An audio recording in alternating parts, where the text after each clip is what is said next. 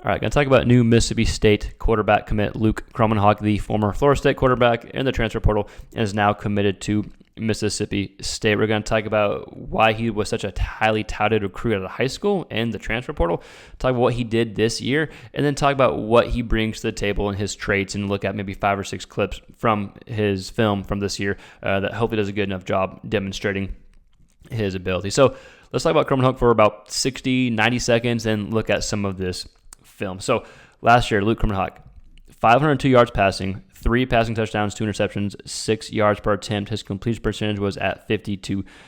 I think it was hard to get a real read off his play for a few reasons. One, Florida State's, when he started the last 2 games of the season, I believe when he started, the season was already quote unquote over.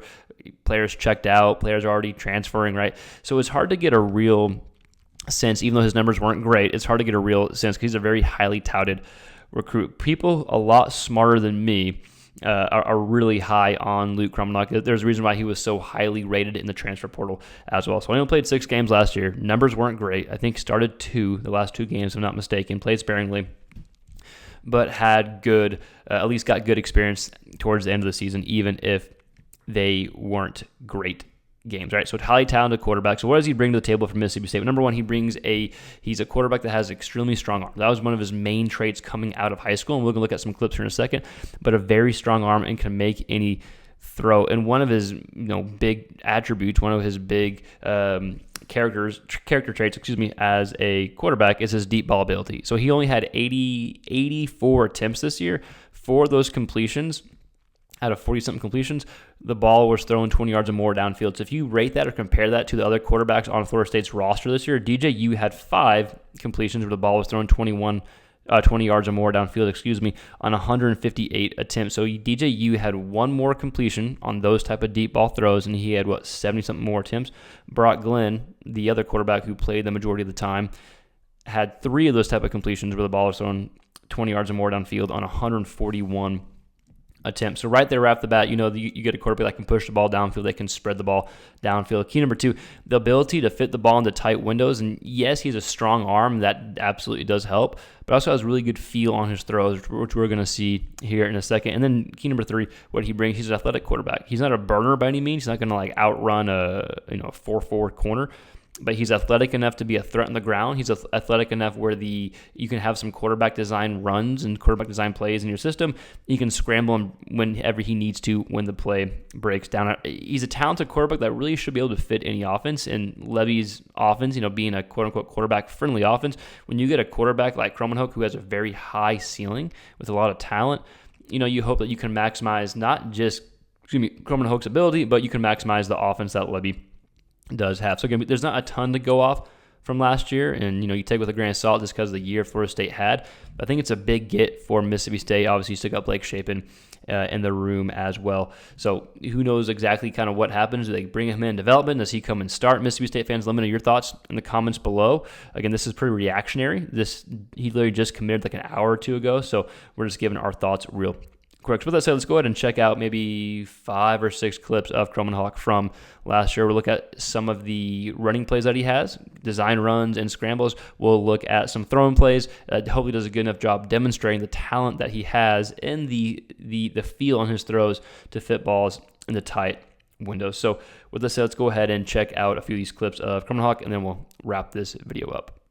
Our Mississippi State fans, so we have, I think, 6 clips of Kromenhoek that we are going to check out. And if this is your first time tuning into the channel, this is broadcast footage, so I do apologize. We have to slow down the videos on this, but it does a good enough job getting the point across. This is our first Mississippi State quarterback video I think we did all year, and we do mostly SEC quarterbacks. There just wasn't a ton to specifically spotlight, but let's go ahead and dive into it. So the first 3 clips are going to demonstrate Luke's arm strength. We're going to see over the middle of the field, down the field. They're down, it's late in the game. It's against Florida. The game's already out of reach, not by now, but still does a good job demonstrating his arm strength, his ability. Throws a rocket right here. Again, I know you can't necessarily see the arm strength because of the slow motion, but good throw here, especially for a true freshman, only making his 2nd career start against Florida here. So I think the experience he gained, I think, is extremely valuable, especially if he ends up being the guy next year, if he beats out Shapen, who I'm assuming, at least as they're recording this video, is still there and probably going to be competing.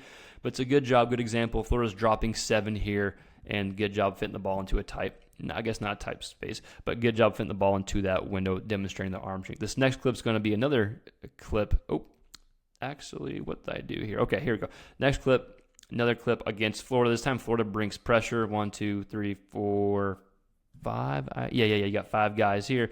So Florida brings pressure here. It's early in the game. There's a slant here to the receiver on the top of the screen. Can't really make it out here. I do apologize. But it's a good throw by Kromenhoek. Ball gets out here, right? So demonstrating arm strength, demonstrating the ability to, demonstrating the ability to display his arm strength. All right, here is 2 more clips that we'll watch of Kromenhoek, and this shows the ability. Yes, it's the arm strength, but it's his ability to fit the ball into a tight space, into a tight window. Pressure's coming in, and he's able to fit the ball into a really tight space right here. Maybe it should have been picked off, maybe not. At the end of the day, it ends up being a good throw. If the ball gets picked off, it ends up being a throw you probably shouldn't have thrown. That's just how football kind of works sometimes, but it's a good example of his ability fitting the ball into a tight space. So a lot of Levy's offense, he's scheming open receivers. He's trying to create open receivers, which is great, makes it easier on the quarterback. But whenever the time comes where you have to throw your guy open or fit the ball into a really tight window, he has the ability there. And here's a great throw, one of my favorite throws that he has from last season. Now we've been talking about his arm strength here, but this is a really good, what we call a mature throw. It's a nice 2-ball, so it's not on a line, it's not a bomb, it's not a 3-ball, it's right in the middle. So you need to be able to put enough juice in the ball to get there in time before the DB can recover. We also need to be able to put enough air on the ball to go above the DB as well, which Luke does here on this clip here. The second 6, midway through the third quarter, game is still in, and it's still a chance for that part. Or excuse me, Florida State is still in the game at this point of the game. So we'll go ahead and watch 2 more clips. Again, he's a more athletic quarterback than people probably realize. He did play some receiver in high school, first few years. And so he's a good enough athlete to scramble when the play breaks down. It's a 3rd and 10 against Miami. Scramble is able to pick up a first down. Let's go ahead and move here. Able to pick up a first down here. And again, there's not a ton of footage to go off. He only started, again, I think 2 games. Someone correct me if I'm wrong. Only appeared in 6. A lot of times he was splitting time between the other quarterbacks on the roster. But he has enough athleticism. He can hurt you on the ground where opposing defenses are going to have to at least plan for that. Levy doesn't need a quarterback that can absolutely just fly. But if you look at Dylan Gabriel's last season at OU when Levy was there, that was Gabriel's best season as a running quarterback. He likes to use quarterbacks on the ground that can at least be a threat. Here's a 3rd and 2 of Luke on a quarterback design run, getting upfield for a first down, making a guy miss, getting upfield, taking a hit there. So Mississippi State fans, I do want to hear from you. I'll go back and kind of let this roll. I do want to hear from you. What do you think about Mississippi State getting Luke to commit? What do you think about Blake Shapen? What are your expectations moving forward in 2025? Look, I know Kromenhoek didn't put up a ton of good numbers. I know it wasn't the best season, but I still think he's a talented guy, get in the right system, and he's able to develop, especially if he's put in the position to succeed. Again, a lot of people a lot smarter than me, which doesn't really take much, are really high on this quarterback. So Mississippi State fans, I want to hear from you. Let us know your thoughts in the comments below. And if you like this type of SEC QB content, we put a lot of SEC QB content. We do recaps and previews throughout the season, and now that the off season's coming around, we'll be doing some interviews and we'll be doing some other breakdowns, and just any SEC QB content is fair game here. So as always, if you've seen the channel before, thank you for watching. Like, share. If you haven't seen the channel and you like this type of content, please consider subscribing. It helps us grow. Thanks for following us along. We'll see you next time. Peace.